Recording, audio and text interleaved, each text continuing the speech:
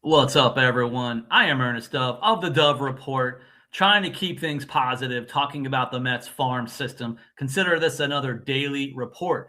I want to update on some of the listed starters today, how they've been doing recently, and my version of news and notes. I want to basically pick one player from each affiliate to at least keep an eye on. And by the way, first thing right off the bat, they are not top prospects, except maybe one is in my rankings. But I want to get into them. Let me start with some of the pitchers. In Double-A, you remember Channing Austin? He's the guy that was putting up straight video game numbers to start the season before, of course, hitting the IL like everybody else in the Mets organization. But he had a sub-2 ERA, lots of strikeouts all throughout high A. Finally got the well-deserved promotion to Double-A, and then hit the IL before making his Double-A debut, of which he's now come off the IL. He's made one appearance. He struggled in that appearance, only pitching one inning, having walks. He continues to have walk issues along with the video game numbers. So he gets the start tonight as a listed starter in Double-A. Keep an eye on him because, again, video numbers are very interesting. He's 24 years old. He's been one of the rising stars of sorts for the month or two before the injury. Then, of course, up to Triple-A, we've got the one and only Jonah Tong. He gets the start as a listed starter for Triple-A Syracuse. He did go 6 innings in his last outing. 6 innings, 4 hits, 2 earned runs, only 2 walks, only 3 strikeouts in his last appearance. Now, he got hit around overall in June. He struggled very badly for the first, I believe, 4 starts in June before finishing June with the 6-inning outing. We have to keep an eye on Jonah Tong, obviously. I know a lot of your concerns. Dove, man, can he finally just be a reliever? He's a 1 or 2 pitch pitcher. I've been debating you guys and arguing with you guys on that, but one way or another, I want to see what happens throughout the second half. I want to see Jonah Tong get back to the major league level, and if and when he does, will he be a bulk starter? Will he be an opener, or will he actually be in the rotation in the second half? Even though he's still young, it's very interesting to me to see what he'll do in the second half because it may dictate how the Mets still perceive him going into next season. Going down the line, my guy, Jose Chirinos, baby DeGrom. I've been overhyping him way too much, I guess. But again, the DeGrom comparisons is because of the delivery, not because he's throwing anything like 100 with a 90-plus slider. He's more of a low 90s guy, maybe touch 95.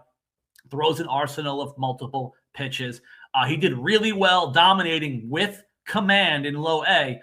All of a sudden now he has respectfully struggled in high A. He's made 5 starts since getting the well-deserved promotion to high A, but the numbers are bad, and my concern is the walk rate has spiked for him at the high A level. It must be adjustment time going from low A, high A. Again, every affiliate is different. I still very much believe in Jose Chirinos. I like the delivery, obviously, because it's very fun to kind of comp it to DeGrom. I'm curious to see how he does for the rest of the season. Plenty young at age 21. Obviously, leave him in Brooklyn for the rest of the year. The thing about Brooklyn and the league itself, and the Sally League, it could be known as a pitcher's league. So I definitely want him to kind of balance out the numbers, lower the walk rate.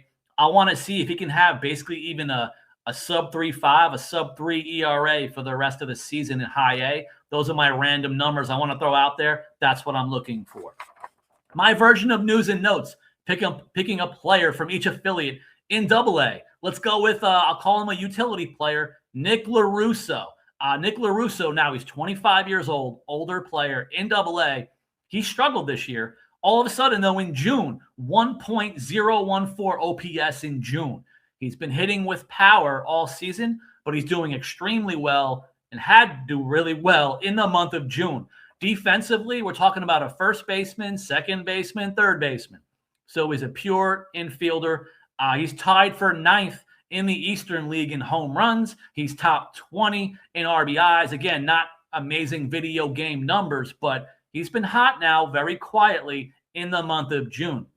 Can a guy like Nick LaRusso be one of those kind of guys who gets a cup of coffee at the major league level as a utility player? Again, I'm not comping him to a guy like Jerry Young, but maybe one of those kind of older-ish players who gets a taste at some point, maybe in the next year or so. Can he provide value on a bench on the 26-man?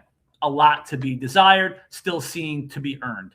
Another guy on a similar path, he's now 24 years old, only in high A, but the big lumbering first baseman, Corey Collins.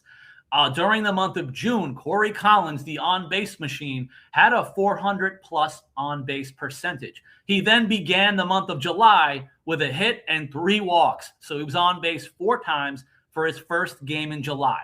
Now, when I was talking to some people, even from the end of last season, they were still excited about him, basically calling him one of those professional hitters. I've talked about guys like this in the past few years, and respectfully, some of them have not panned out when they got to AA, AAA, but he is a plate-disciplined professional hitter who knows the strike zone. He's putting balls in play. But a guy like this as well, along with some of the other guys I've talked about, like Morabito, Suero, Ronald Hernandez, they're coming up with kind of pro-career season-high home run totals and double totals.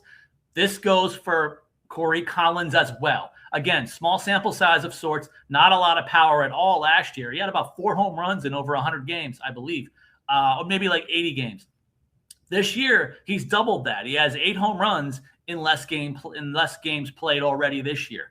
But again, I'm curious to see. Now, this is a guy who would definitely have to be first base, DH. I don't think about moving him around to the outfield or anything. But I like professional hitters. Guys like this can get a shot, depending on if they continue to get on base at AA, AAA. Going in the opposite direction, younger player who, again, I've been calling him a bat-first player, 20-year-old Julio Zayas. Like many Mets prospects in the farm system, he's been a disaster in April and May.